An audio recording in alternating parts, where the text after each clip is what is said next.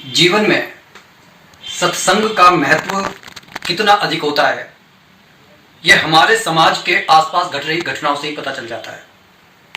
एक माता पिता का सिर्फ इतना कर्तव्य नहीं होता कि वह अपने बच्चों के स्कूल की फीस को जमा कर रहा है, बच्चों को किसी चीज की आवश्यकता है, उसके लिए पैसे को मुहैया करवा रहा है। सबसे बड़ी जरूरत माता पिता को यह भी है कि जब बच्चे के अंदर संस्कार होंगे तो वह ना सिर्फ बुढ़ापे में उनका सहारा बनेगा, बल्कि वह हमारे समाज और राष्ट्र के लिए भी एक शक्ति बनकर उभरेगा। क्योंकि जैसे हम संस्कार उसके अंदर डालेंगे, वही संस्कार उसे समाज में, वो जिसे कहना चाहिए ना कि जिस तरीके का फूल होगा तो वो अपनी खुशबू बिखेरेगा।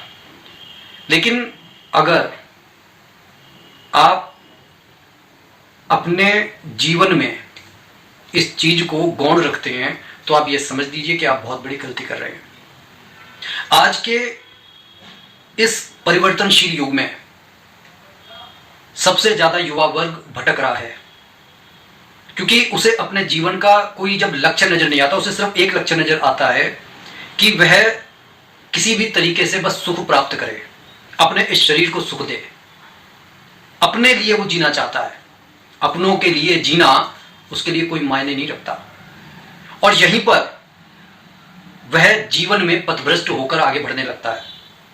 और ऐसी बात नहीं है, ये जो पथभ्रष्ट होने की जो चिंगारियां हैं वो उठकर उसके परिवार पर भी जाकर गिरती हैं, और वो परिवार उसके उन कृत्यों से अवसाद का शिकार भी हो जाता है। मैं बात कर रहा हूं मेरठ के अंदर एक ब्रह्मपुरी इलाका है, वहां पर घटी एक घटना के बारे में। 2016 में एक लड़का और लड़की प्रेम विवाह करते हैं। लड़का जो मर्चेंट नेवी में था, अपने परिवार के खिलाफ जाकर एक लड़की जिसका नाम मुस्कान रस्तोगी था उसके साथ विवाह करता है, और उसे अपने काम के सिलसिले में लंदन आना जाना पड़ता था। वह 2-2.5 साल बाद जब चक्कर लगाता था तो अपनी बीवी के लिए बहुत सारे पैसे और गिफ्ट लेकर जाया करता था। उनकी एक छोटी लड़की भी थी। इसी साल फरवरी में उन्होंने उस लड़की के जो संबंध थे वह अपने एक 8वीं क्लास के में रहे मित्र के साथ हो गए, जिसका नाम शायद साहिल था। और उन्होंने एक तरीके से, वो ड्रग्स के दोनों आदी थे। अब जब उस लड़की मुस्कान का पति घर पर आया तो उन्होंने उसे मारने की कोशिश की, लेकिन पहला प्रयास विफल हो गया। लेकिन दूसरे प्रयास में उसने अपने पति के खाने में नींद की गोलियां डालकर उसके 15 टुकड़े करके मार्केट से एक ड्रम लाकर उसके अंदर डाला और उसमें सीमेंट का घोल डाल दिया। प्रश्न ये उठता है कि आखिर इतना बड़ा कदम कैसे उठा लिया गया। ये किसी और धर्म की बात नहीं है, और क्योंकि सबसे बड़ा धर्म होता है इंसानियत का धर्म, और जिस धर्म की हम बात कर रहे हैं उसमें मच्छर चींटी चूहे तक को मारने से लोग परहेज करते हैं। ये मानते हैं कि अगर आपने मच्छर तक को भी मारा है तो इसकी सजा आपको नरक में मिलेगी। जहां पर लोग गाय के लिए, कुत्ते के लिए रोटी निकालते हैं, कौवे के लिए रोटी निकालते हैं, चिड़ियों को जो है आटा डालते हैं, चिड़ियों के लिए दाना डालते हैं, वहां पर इतने बड़े कुसंस्कार आखिर कैसे पैदा हो गए? ये एक सोचने की बहुत जरूरी बात है। सब जने अपने अपने मंतव्य दे रहे हैं। देवकीनंदन ठाकुर जी ने भी कहा है, हालांकि उन्होंने पहले तो हंसी में कहा कि सब अपनी पत्नियों से बचकर रहो, अगला नंबर आपका भी हो सकता है। जबकि अगर गौर से देखा जाए तो समाज में वैसे ही एक बहुत बड़ा डर है कि कहीं यार कब कौन किसे धोखा दे दे। पुरुष तो है ही, उसके ऊपर तो ये इल्जाम लगा ही हुआ है कि वो अपनी पत्नी को धोखा देता ही देता है। लेकिन पत्नियां भी बहुत तरीके से धोखा देती रही हैं। लेकिन ये जो कांड हुआ है इससे सब जने सतर्क हैं। अनिरुद्धाचार्य जी ने भी अपना बयान रखा है।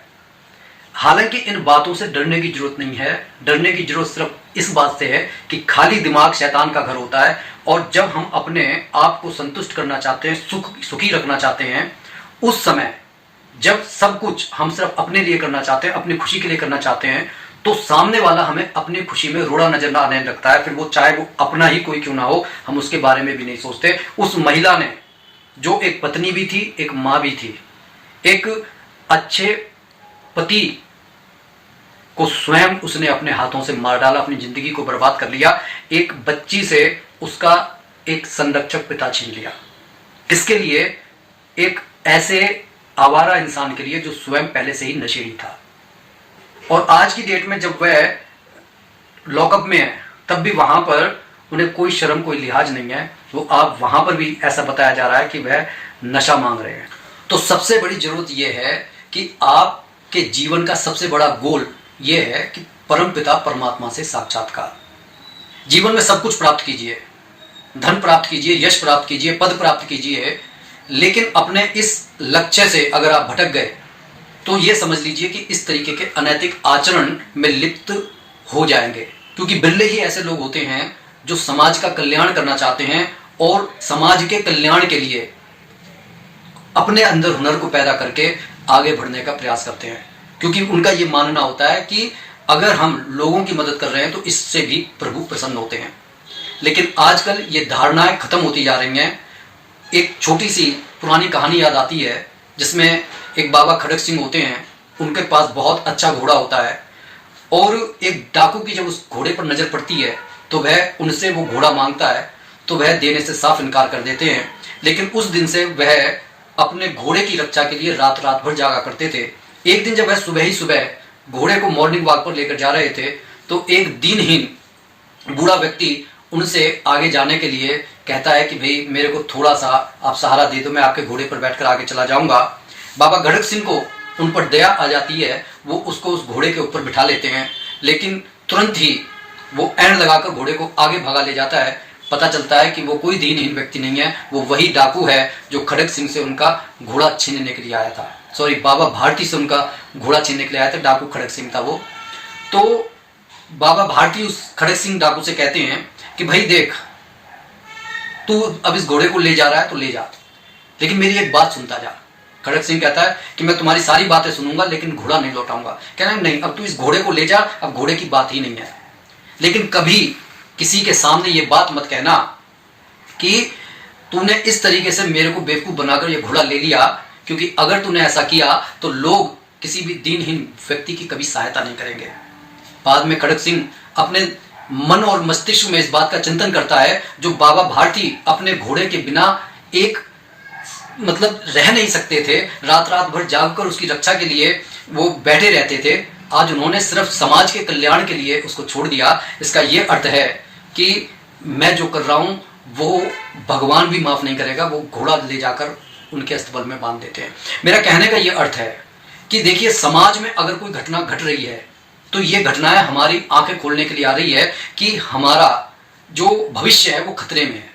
और इसका किसी धर्म या मजहब से कोई संबंध नहीं है। इंसानियत सबसे बड़ा धर्म है और इंसानियत अगर खतरे में है तो आप ये समझ लीजिए, जहां पर इस तरीके के अगर उदाहरण पैदा हो रहे हैं तो इन उदाहरणों में कमी आनी चाहिए। इस तरीके की मानसिकता अलग होनी चाहिए। अगर मान लीजिए कोई मैटर भी था पति पत्नी के बीच में तो आप अलग अलग हो जाते, क्योंकि समाज ने कि कोर्ट ने हमारे को ये दे रखा है एक अधिकार कि आप वहां पर तलाक की अर्जी डाल दीजिए। लेकिन नहीं, वहां पर उन्हें पैसा भी चाहिए और कोई उन्हें रोके टोके नहीं, इस तरीके की आज़ादी भी चाहिए। अब आज़ादी बिना पैसे के क्या फायदा।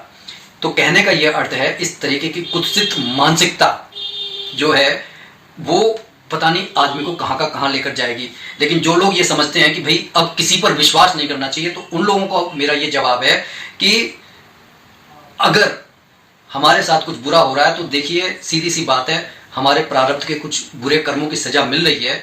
तो हर किसी के साथ में हर तरीके के हालात अलग अलग होते हैं। आपने किसी का बुरा नहीं किया है तो बुरा नहीं होगा। लेकिन मैं इसमें यह नहीं कह रहा कि सौरभ ने कुछ बुरा किया था, लेकिन फिर भी मन को समझाने के लिए कहीं ना कहीं पर तो टिकना होगा। बाकी मुस्कान की इस बात को किसी भी तरीके से जायज नहीं ठहराया जा सकता। ऐसी जिसे कहना चाहिए कि स्त्री का हृदय कोमल होता है, इन्होंने सारे उदाहरणों को बिल्कुल ही नस्ते नाबूद कर दिया है। और सिर्फ इतना कह सकते हैं कि ईश्वर के यहाँ भी उसे बहुत बड़ा दंड मिलेगा और यहाँ की सरकार जो दंड देगी वो अब दुनिया देखेगी।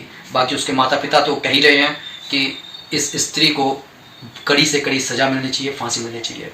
मैं इसी के साथ अपनी वाणी को विराम दे रहा हूँ और ये कह रहा हूँ कि अपने बच्चों को अगर हमने रामायण नहीं पढ़ाई तो इस तरीके के कृत्य होते रहेंगे, क्योंकि जहाँ पर लोग दूसरे के लिए जीना चाहते हैं वहाँ पर रामायण की रचना होती है, लेकिन जहाँ पर दूसरे के अधिकारों को छीनना चाहते हैं, दूसरों को दुखी रखना चाहते हैं, वहाँ पर महाभारत होती है और दुर्योधन जैसा अंजाम होता है। बोलिए जय जय श्री सीताराम।